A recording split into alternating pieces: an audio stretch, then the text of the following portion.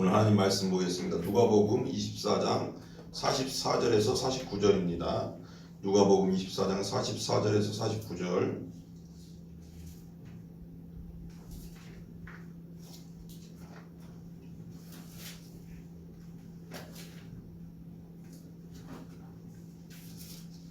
누가복음 24장 44절에서 49절.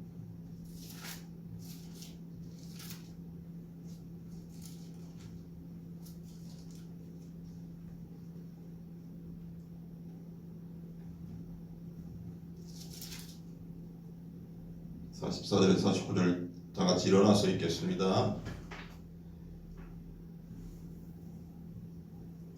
같이요. 시작. 또 이르시되 내가 너희와 함께 있을 때 너희에게 말한 바 곧 모세의 율법과 선지자의 글과 시편의 나를 가리켜 기록된 모든 것이 이루어져야 하리라 한 말이 이것이라 하시고, 이에 그들의 마음을 열어 성경을 깨닫게 하시고, 또 이르시되 이같이 그리스도가 고난을 받고 제3일에 죽은 자 가운데서 살아날 것과 또 그의 이름으로 죄사함을 받게 하는 회개가 예루살렘에서 시작하여 모든 족속에 전파될 것이 기록되었으니 너희는 이 모든 일의 증인이라. 볼지어다 내가 내 아버지께서 약속하신 것을 너희에게 보내리니 너희는 위로부터 능력으로 입혀질 때까지 이 성에 머물라 하시니라. 아멘.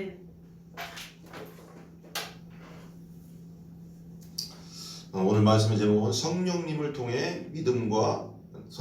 통한 믿음의 확신과 하나님으로부터 능력을 받자 라는 제목으로 말씀 나누겠습니다. 성령님을 통해 믿음의 확신과 하나님으로부터 능력을 받자. 오늘 금요기도에는 복음의 증인은 어떻게 만들어지는가, 복음의 증인은 어떻게 만들어지는가에 대해서 한번 말씀을 나누겠습니다. 오늘 말씀 너무 중요한데 한번 집중해서 기도하면서 들으시기 바랍니다. 첫 번째는 예수님이 이 땅에 육신을 입고 오시기 전에 이미 몇천 년, 몇백 년 전에 구약성경, 모세율법, 선지자의 글, 시편에 예수 그리스도에 대해서 확실히 기록되어 있다는 거예요. 기록이 되어 있다는 거예요. 그러니까 그게요. 44절의 말씀에 보면 이렇게 나오거든요. 또 한 번 말씀하는데, 내가 너희와 함께 있을 때 너희에게 말한 바 곧 모세의 율법과 선지자의 글과 시편에 예수님이죠. 나를 가리켜 기록된 모든 것이 이루어져야 하리라 한 말이 이것이라 라고 말씀하십니다. 그러니까 왜 예수님께서 십자가에서 마지막에 말씀하시잖아요. 다 이루었다. 구약의 예언을, 예수님에 대해서 말씀하신 예언을, 그리고 하나님의 뜻을 다 이루었다. 그러니까 구약에 예언된 그대로 하셔야 되거든요. 구약의 메시아는 이렇게 행할 거고 이런 일들을 할 거다. 그런 일들이 그대로 신약에 이루어져야지 그게 메시아로서 정통성 증명이 되는 거잖아요. 근데 그걸 다 이루었다. 내가 십자가까지 다 지면서 하나님의 뜻을, 구약에 말씀하신 하나님의 뜻을 다 이루었다. 다 이루었다. 99%하고 하나라도 어기면 안 되는 거예요. 메시아가 안 되는 거예요. 근데 그걸 100% 다 이루었다. 그리고 그렇게 다 기록된 대로 내가 이루었다. 예수님께서 제자들에게 말씀하신 구약 성경 구절들은 이런 구절들이 있습니다. 그 보면은 하나님 말씀 출애굽기 12장 5절부터 13절에 보면 이렇게 나오거든요. 그러니까 예수님에 대해서 나온 거예요. 12장 5절 제가 읽어볼게요. 너희 어린 양은 흠없고 1년 된 수컷으로 하되 양이나 염소 중에서 취하고, 계속 읽습니다. 이달 열 나흔 날까지 간직하였다가 해질 때 이스라엘 회중이 그 양을 잡고 그 피를 양을 먹을 집 좌우 문설주와 임방에 바르고, 예수님에 대한 거는 똑같은 거예요. 구약적으로 그 밤에 그 고기를 불에 구워 무교봉과 쓴 나물과 얼러 먹되 날 것으로나 물에 삶아서 먹지 말고 머리와 다리와 내장을 다 불에 구워 먹고. 그러니까 이게 되게 중요한 말씀이거든요. 그러니까 이게 봐봐요. 임방에 바른다고 했잖아요. 문설주와 임방. 그 문설주 위에 그 문의 제일 위에 그거와 설주에, 바깥 설주에 현관문이죠. 현관문 밖에죠. 그걸 피를 바르잖아요. 그러면 죽음의 천사가 넘어간다고. 그 피를 보고 넘어가리라고 찬송이 있잖아요. 피를 보고 넘어간다. 예수님이 내 안에, 내 영혼에 피발림이 있으면, 십자가를 믿는 거죠. 십자가가 있으면 죽음의 천사가, 지옥이 넘어가는 거죠.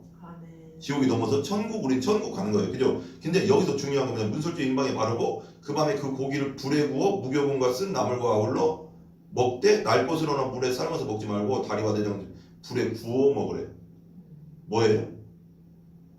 예수님이 봐봐요. 되게 중요한 이게 되게 중요한데요. 내가 어떤 책을 읽으면서 봤는데요.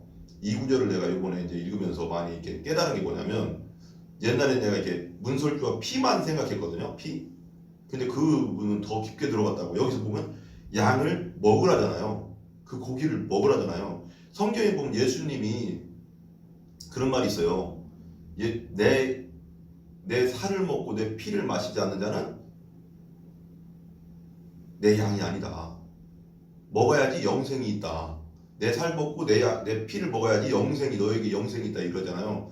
그럼 봐봐요. 진짜 피를 먹고 살을 먹으라는 게 아니잖아요. 그게 뭐예요? 십자가를 의미하는 거거든요. 십자가에서 피 흘리고, 근데 우리 피만 얘기했지만 그 살도 먹으라잖아요. 살. 근데 여기서 보면 양의 살을 구워서 먹으라잖아요. 그 뭘 의미할까요? 그 신학자는 어떻게 얘기하냐면 그 살을 먹음으로써 우리가 말씀을 먹죠. 우리가 그냥 복음만 믿는 게 아니고 이 성경 말씀을 믿잖아요. 성경 말씀을 먹어야죠. 먹어야지 힘이 나잖아요. 힘이 나서 뭔가 일을 할 거 아니에요. 뭔가 할 거 아니에요. 하나님의 일을 할 거 아니에요. 그냥 복음 십자가의 피만 바라보지 말고 그 말씀을 이 생명의 말씀을 또 먹어야 돼. 내가 먹어야지 힘이 나서 또 주의 일을 하죠. 먹으라잖아요. 날 것 다 통째로 구워서 먹어버려라. 그리고 나서 이제 출애굽하는 거거든요. 이제 그 애굽에서 그 세상적인 나라죠. 애굽은 뭘 상징하냐면 세상을 상징하죠. 타락한 세상. 그리고 가나안으로 가는 거죠. 그거 세상이죠. 근데 애굽은 더 타락한 세상이죠. 가나안은 이제 그 통로고, 그 가는 이제 그 광야는 통로고, 그 가나안은 천국이죠. 그러니까 이게 완전, 그러니까 가는 길에 힘을 얻으려면 먹어야죠. 안 먹으면 안 되는 거예요. 먹으라잖아요. 하나님이 피를 발라놓고 먹으라고. 집안에서 먹어라. 네 복음 믿고 예수 그리스도 믿고 십자가에 믿고 부활 믿고 먹으면 내가 너 살려줄 거야. 너 천국 백성이야. 너부터 그때부터 내 자녀거든. 그때부터는 말씀을 먹어야지 힘을 얻고 이 광야길을 건너갈 거 아니야. 이 광야길을 가려면 말씀을 먹어야죠. 만나를 먹듯이, 만나도 뭐 하나님 말씀 그지만 양식이지만 하나님의 양식, 말씀의 양식, 예수 그리스도의 살을 먹으라잖아요. 피와 살을 먹으라잖아요. 복음과 말씀을 끊임없이 또 먹어야 되는 거예요. 계속 먹어야 힘이 나는 거예요. 세상 가운데 밥 안 먹으면 힘이 없잖아요. 그렇듯이 똑같은 거예요. 먹으라는 거예요. 그래서 날 것은 아침까지 남겨주지 말고 아침까지 남은 것은 곧 불살아 버려, 없어버리고, 그리고 11절 출애굽 12장 11절에 보면 너희는 그것을 이렇게 먹을지니 허리에 띠를 띠고 발에 신을 신고 손에 지팡이를 잡고 급히 먹어라. 이것이 여호와의 유월절에. 왜 급히 먹으라고 해? 왜 허리띠 먹고 서서 먹으라는 거거든. 지금 허리 띠고 발에 신을 신고 손에 지팡이, 지금 출발할 준비하고 항상 뭔가 준비된 자세를 말하잖아요. 출발할 준비하고 급히 먹어라. 먹고 나서 바로 떠야 되니까. 그 세상인 애굽에서 이제 그 광야길로 떠나서 가나안으로 들어가야 되는데, 잘 보세요. 12절. 내가 그 밤에 애굽 땅에 두루 다니며 사람이나 짐승을 막론하고 애굽 땅에 있는 모든 처음 난 것을 다 치고 애굽의 모든 신을 내가 심판하리라. 나는 여호와라. 우상이죠. 우상을 심판한다는 거죠. 13절. 내가 애굽 땅을 칠 때 그 피가 너희가 사는 집에 있어서 너희를 위하여 표적이 될지라. 표적 뭐야? 내가 피를 볼 때 너희를 넘어가리. 내가 그 피를 유월절 그 피를 볼 때에 내가 널 넘어서 가리라. 이거죠. 이걸 알고 이 구절이죠. 피를 볼 때에 내가 너희를 넘어가리니 재앙이 너희에게 내려 멸하지 아니하리라. 근데 그 애굽에 있던 장자들은 다 죽었죠. 그 애굽의 황제 파로의 왕자까지 다 죽었어요. 첫째들은. 근데 이게 되게 중요해요. 옛날에나 이 예화가 되게 재밌는데, 이게 몇 번 반복했지만 재밌는 게 뭐냐면, 이 집, 지금 여기 예수 그리스도 아니라고 생각해봐요. 그러니까 이 집이에요. 이 집 안에 지금 피 발린 집 안에, 양의 피 발린 집 안에 있으면 내가 죽어요, 안 죽어요? 안 죽죠. 안 죽는데, 예를 들면 여기 있어요. 가족들이 있어. 그리고 야, 넌 안 죽어. 이제 우리 첫째한테 넌 안 죽는데 내 첫째 예를 들면 첫째 애가 나 죽으면 어떡해? 나 죽으면 어떡해? 안 죽는다니까. 잘 봐요. 죽음의 천사, 죽음의 사자는 뭘 보고 넘어가요? 유월절 피, 예수님의 피, 예수 믿으면 유월절 피만 보면 피를 보고 넘어가는 거예요. 나를 보고 죽이는 게 아니라 네가 죄 있냐 뭐 했냐가 아니라 유월절 피로 너 죄사함 받았으니까 피만 보면 넘어가는 거예요. 그러니까 내가 여기서 집안에서 벌벌 떨어도 넘어가고 편안하게 자빠져 자도 넘어가고 그 말 하더라고. 누가 어떤 분이 그냥 기쁨으로 춤추고 노래해도 넘어가고 여기 집안에 있는 사람을 보는 게 아니라 뭘 봐? 예수 피, 유월절 양의 피, 그 피만 보고 넘어가는 거예요. 그러니까 예수 믿으면 구원받는다는 게 이런 거거든요. 그러니까 얼마나 평안해 마음이. 나를 보고 내가 죄가 네가 얼마나 많냐, 100개를 졌냐, 1000개를 졌냐, 10,000개를 졌냐가 아니라 그 피만 보면 넘어가는 거구나. 예수님 피공로로 그냥 우리는 천국 가는 거구나. 이걸 상징해 믿음으로 구원받는다 이거잖아요. 그러니까 마음 평안하게 있으면 되는 거예요. 저 피만 있으면 돼. 내가 예수가 확실히 있나 없나가 중요한 거지. 내가 얼마나 깨끗하게 살았냐가 중요한 게 아니고요. 그 하나님 앞에는 완전한 기준 앞에는 우리는 다 죄인이니까. 그죠? 그러고 나서 모든 신을 소환해. 내가 애굽 땅을 칠 때 그 피가 너희가 넘어갔죠. 29절. 이튿날 내가 다른 거예요. 이제 요한복음 1장 29절 예수님에 대한 것도 이튿날 요한이 예수께서 자기에게 나오심을 보고 이르되 보라, 따라해도 보라. 세상 죄를 지고 가는 어린 양이 하나님의 어린 양이로다. 세상 죄를 지고 가는 하나님의 어린 양이. 그리고 이튿날 이거 요한복음 신약에 예수님이 다 뭐죠? 와요. 어린 양으로 표현했잖아요. 출애굽에도 어린 양을 잡아서 피 발랐잖아요. 그렇듯이 예수님이 세상 죄를 지금 이제 침례 요한이 예수님이 딱 나오니까 봐라, 저 사람이 우리 세상 죄를 지고 가는 메시아다. 세상 죄를 지고 가는 하나님의 어린 양이다. 그럼 봐라. 이것도 되게 또 쉽게 한번 설명할게요. 이 세상 죄 속에 내 죄가 있어요. 다 있어요. 어떤 사람은 그래요. 저 사람들은 용서할지 모르겠지만 저는요 죄가 많아가지고요 예수님도 용서 못해요. 그러면 때려주고 싶어. 그런 사람 있어. 교회 다니면서도 그런 사람 있더라고. 아니라고. 세상 죄 안에는 창세로부터 이 세상이 망할 때까지 모든 거예요. 세상 죄는 내 죄, 태어날 때부터 원죄부터 해서 죽을 때까지 모든 죄라고. 세상 죄를 지고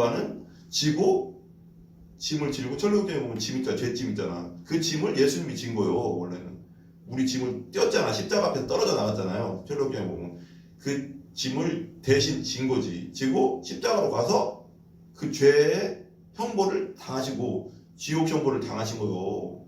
그 고통을, 그죠? 그 아픔을 다 당하셨다고. 그러니까 세상 죄를 지고 간다고. 세상 죄 상상을 해봐. 우리 죄를 그냥 우리 가방이 죄라고 생각해. 가방인데 이 가방 같은 죄를 짊어졌다. 설레역정에서 그냥 줬다고. 예수님이 다 졌다고. 그리고 십자가로 가서 그 멸해버렸다고 죄를.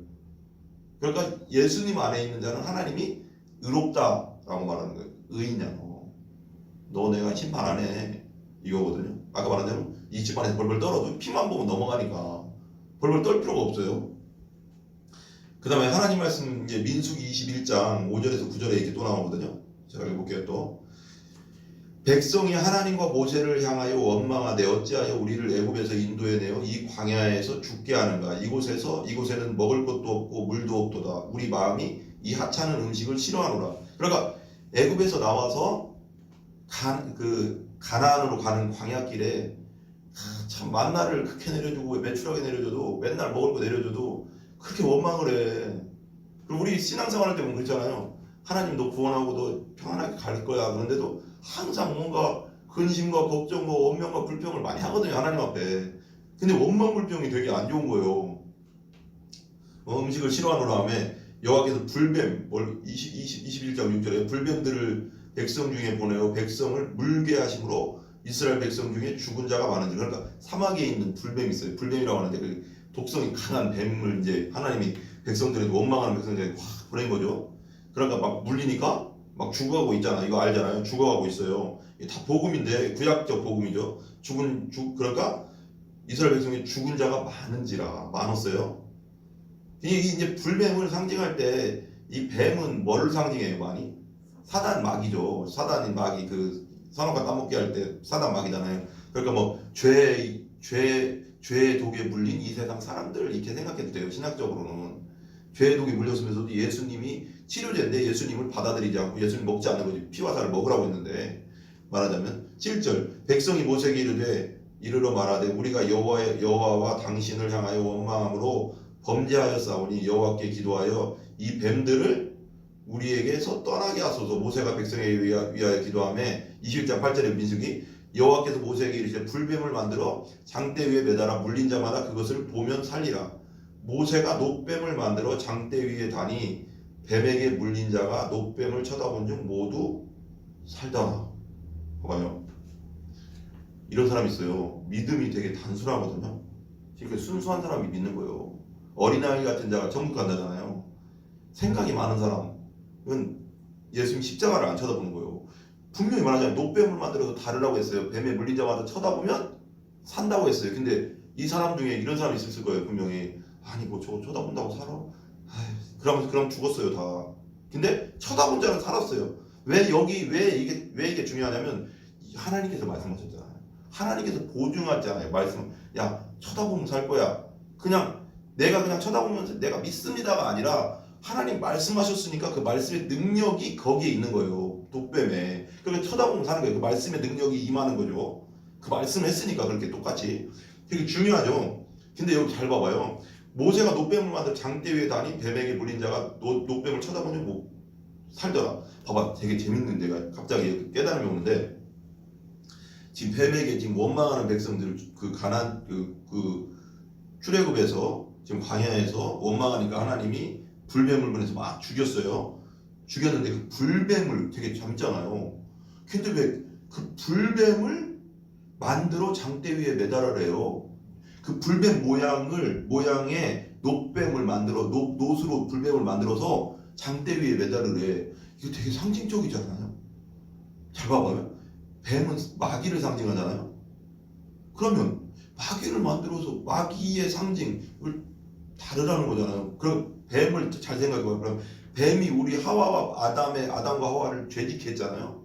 그럼 죄짓게 했는데 그 죄 덩어리잖아요. 그게. 그러니까 예수님이 우리가 뭐예요? 우리는 성경에 보면 뭐라고 해요? 죄인들, 우리 이 땅에 예수님 없는 사람들 다 뭐라고 해요? 마귀의 자식이라고 하거든요. 마귀에게 속한 자.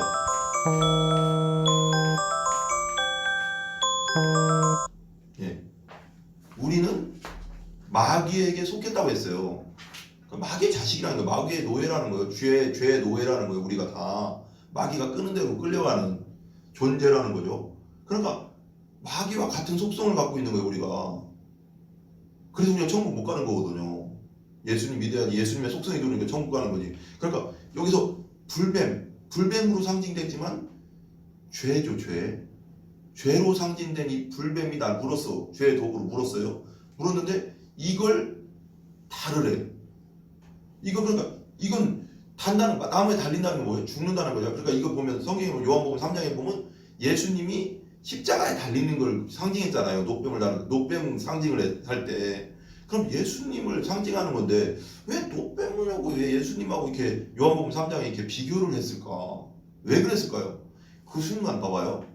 예수님이 십자가에 달렸을 그 순간에는 완전 그러니까 왜 신약 성경에 보면 죄가 됐다고 했거든요. 죄인이 아니라 죄가 됐더라 그랬어요.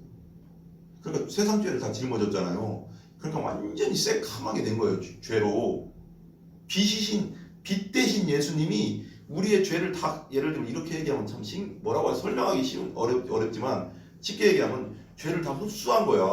쫙 빨아들인 거야. 영화라고 생각해보면. 그게 영화는 아니지만 그냥 모든 사람의 죄를 쫙 다 빨아들여서 하였던 분이 새카매졌어. 죄 덩어리가 됐어. 그래서 죄가 되었다고 했거든. 그러니까 100% 죄가 됐다는 거예요. 놋뱀 죄로 달린 거야 지금. 그러니까 하나님과 관계가 끊어졌어. 그러니까 창세 영원전부터 하나님과 하나 한 몸 성삼위 하나님이 하나이신 하나님인데 그 하나님 아버지와의 관계가 끊어지는 그 고통이 엄청 심한 거거든요. 그러니까 엄청 예수님 입장에서는 너무 힘든 거야. 아까 전에 팀 켈러 목사님의 그 어떤 책 읽어보니까요, 그런 말을 하더라고요. 예수님은 십자가의 고통보다 십자가에 달려서 육체의 고통도 고통스러웠지만 그 하나님과 끊어지는 게 더 고통스러웠을 것이다. 신학자들이 그런데 그게 근데 잘 생각해봐요. 그러니까 이제 그 생각하면서 갑자기 깨달음이 어떤 깨달음이 왔냐면 그 말씀 그걸 읽으면서 들으면서 어떤 깨달음이 왔냐면 맞다. 우리 그런 관계가 끊어지는 게 제일 힘들다고 하거든요. 그러니까 부부 사이 있잖아요. 부부가 이혼할 때 스트레스가 그러니까 부부가 사람의 스트레스 중에 최고 난도래요. 난도 중에. 그러니까 뭐 한 사람이 사별하거나 한 사람이 또 떨어져 나가거나 이혼하거나 뭐 이렇게 해서 부부 사이가 떨어지는 거, 관계가 끊어질 때 그곳 스트레스가 엄청 강하대요. 우리 사람의 스트레스 중에 엄청 센 것 중에 하나래요. 그 관계가 끊어지는 거. 근데 하나님과 예수님은 하나인데 성삼일체 하나란 말이에요. 하나인데 그 항상 교제하던 정말 사랑으로 항상 하나로서 교제하던 그분이 나 너 모른다. 나 너 모른다 할 때 그리고 그 나 모른다까지가 아니라 그 사랑하던 아버지가 나를 십자가에 죽이는 거거든요. 이게 가능하냐고.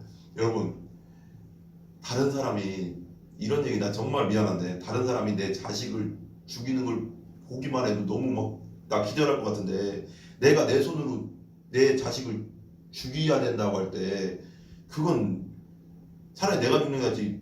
이게 안 되잖아요. 근데 하나님은 예수님을 죄덩어리로 만들어 놓고 십자가에서 죽이셨거든요. 진노를 쏟아 부었다고 했잖아요. 진노를 다 쏟아 부었던 건 죽이신 거거든요. 지옥 형벌을 주신 거거든요. 그러니까 이게 상상을 한번 해보라는 거예요. 내 자식을 내가 그렇잖아요. 그러니까 왜 아브라함아 네가 이삭을 저기 모리아산에 데리고 가서 번제로 바쳐라 할 때 찔른다고 했잖아요. 그러니까 아브라함의 믿음이 대단한 믿음이에요. 왜냐면 이 씨를 그러니까 이삭을 통해서 많은 백성이 나온다고 했으니까 진짜 부활을 믿은 거예요. 이삭을 다시 살릴 것이다. 그걸 진짜 믿은 거죠. 왜 그냐면 이 씨를 통해서 만 백성이 다시 일어난다고 했는데 이 씨가 죽으면 안 되잖아요. 다시 살아날 걸 믿은 거예요. 근데 죽이려고 했다고. 갔는데 천사가 말리잖아. 아브라함 말리잖아요.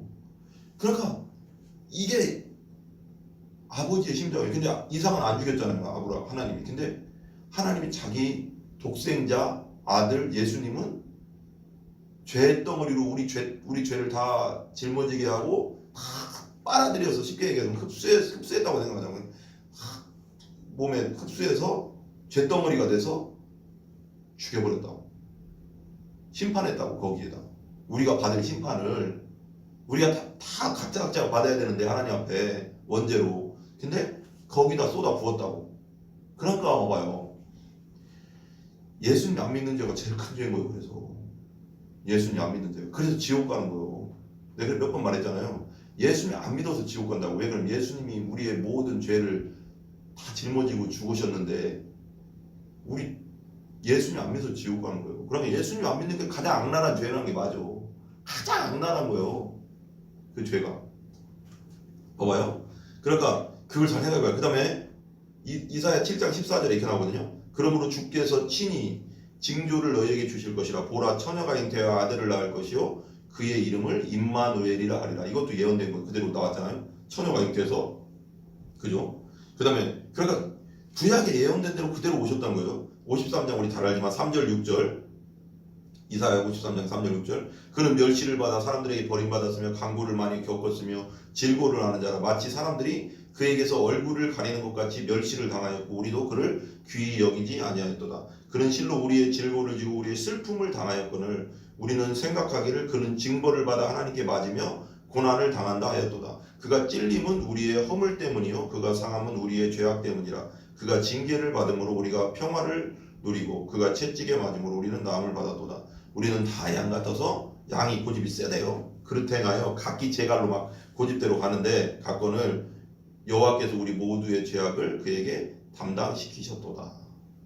위의 말씀은 예수님의 고난에 대해서 기원전 800년 전에, 그러니까 예수님 오시기 800년 전에 이사야 선지자를 통해서 예언한 거예요. 예언대로 이루어지고 있어요. 하나님 말씀 스가랴서 9장 9절 말씀 보면 이것도 예언이죠.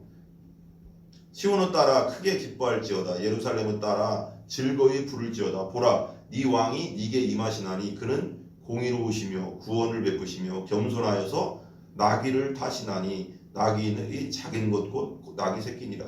예수님 예루살렘 입성할 때 나귀 새끼 입성했잖아요. 그대로 하는 거예요. 구약에 예언된 대로 스가랴서도 몇백 년 전에 예언해 놓은 책이거든요. 그대로 지금 다 이루고 있어요. 하나하나를. 마태복음 21장 1절 5절 나오죠. 그 9장 스가랴 9장 9절을 예언된 대로 마태복음 21장 1절 5절에 나오죠. 그들이 예루살렘 가까이 가서 감난산 벳바게에 이르렀을 때 예수께서 두 제자를 보내시며 이르시되 너희는 맞은편 마을로 가라. 그리하면 곧 매인 나귀와 나귀 새끼가 함께 있는 것을 보리니 풀어 내게로 끌고 와라. 만일 누가 무슨 말을 하거든 주가 쓰시겠다 하라. 그리하면 즉시 보내리라 하시니 이는 선지자를 통하여 스가랴 선지자가 얘기했죠. 선지자를 통하여 하신 말씀을 이루려 하심이라. 일렀으되 시온 딸에게 이르기를 네 왕이 네게 임하나니 그는 겸손하여 나귀 곧 멍에 매는 짐승의 새끼를 탔도다 하라 하였노라. 그대로 했어요 예수님이.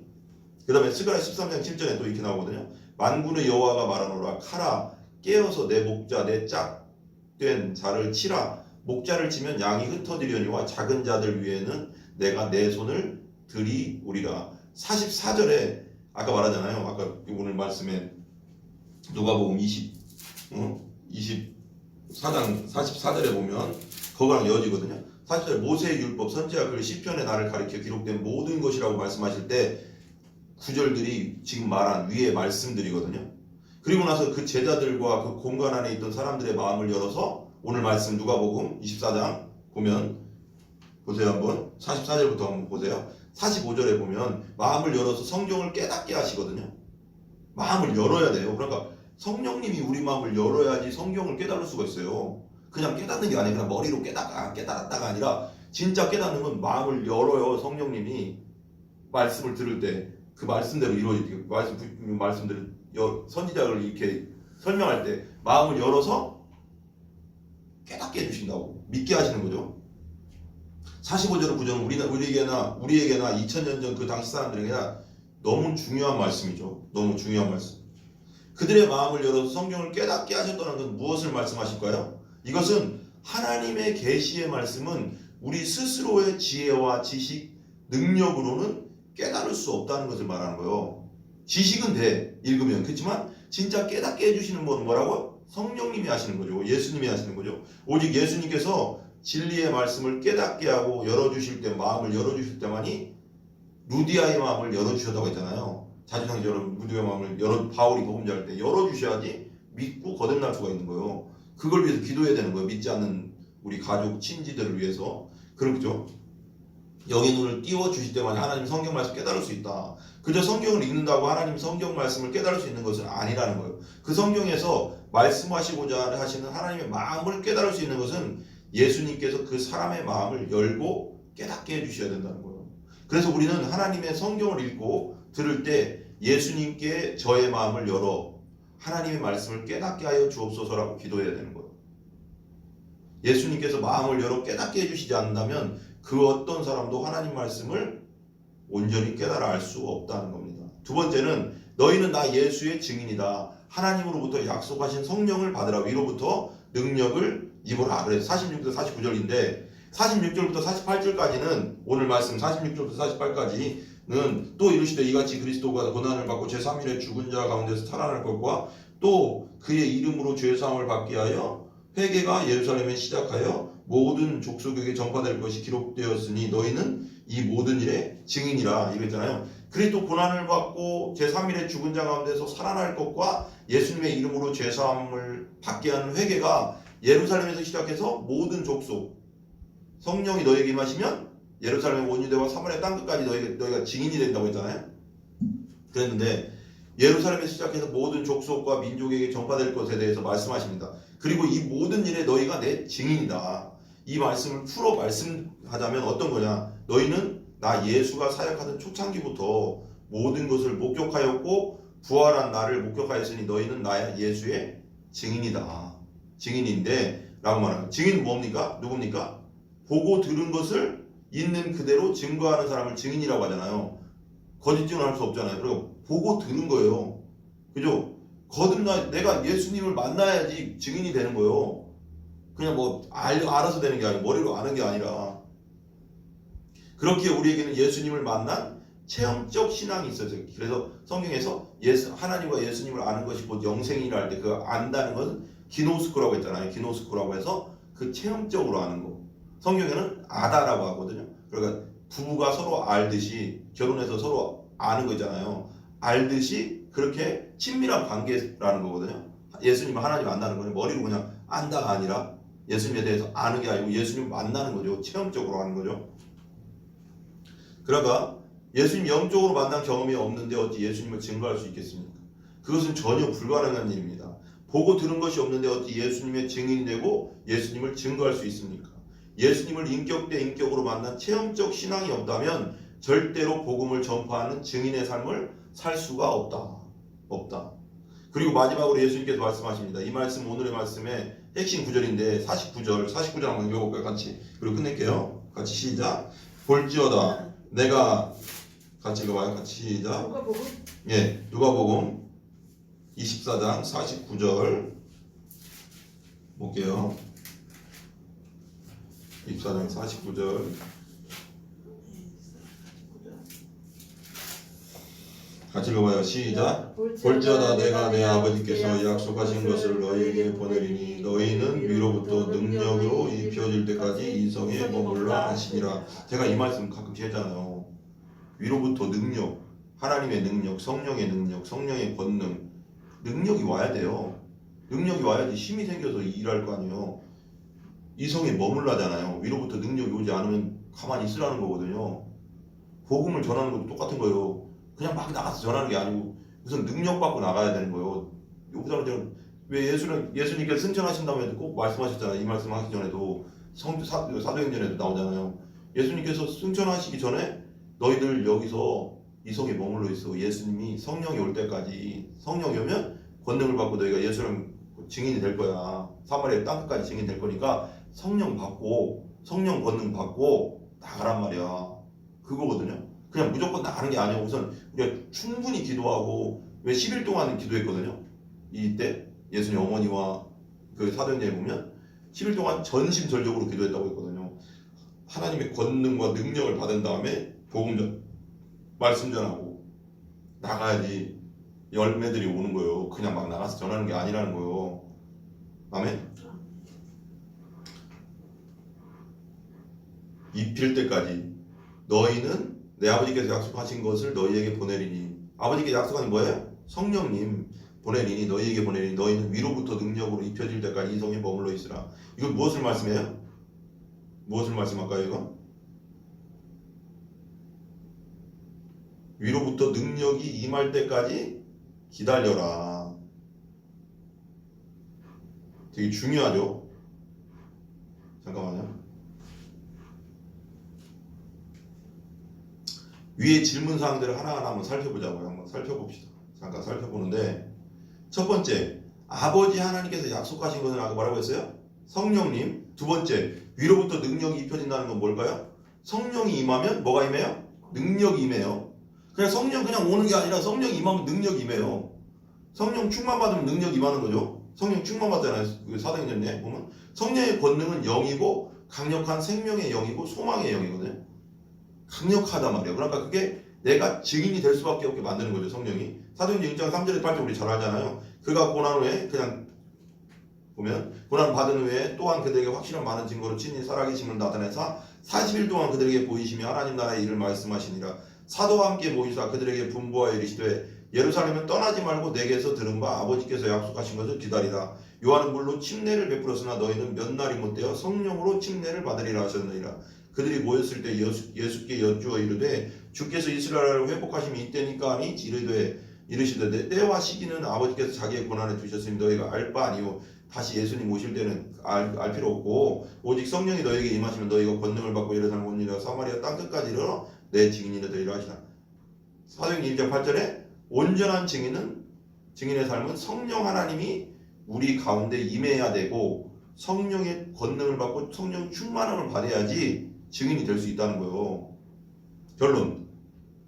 위로부터 능력을 입어야 그리고 성령이 우리에게 가운데 권능으로 임해야 온전한 복음의 증인의 삶을 살 수 있다. 그게 성경적이에요. 그저 예수님의 십자가 부활을 아는 것으로는 부족한 거예요. 그냥 지식으로 있는 건 안 된다는 거예요. 이 지식이 능력으로 성령이 임해서 그걸 능력으로 돼야지 증인이 된다는 거죠. 그 복음 위에 성령의 능력을 받아야 온전한 복음의 증인이 될 수 있습니다.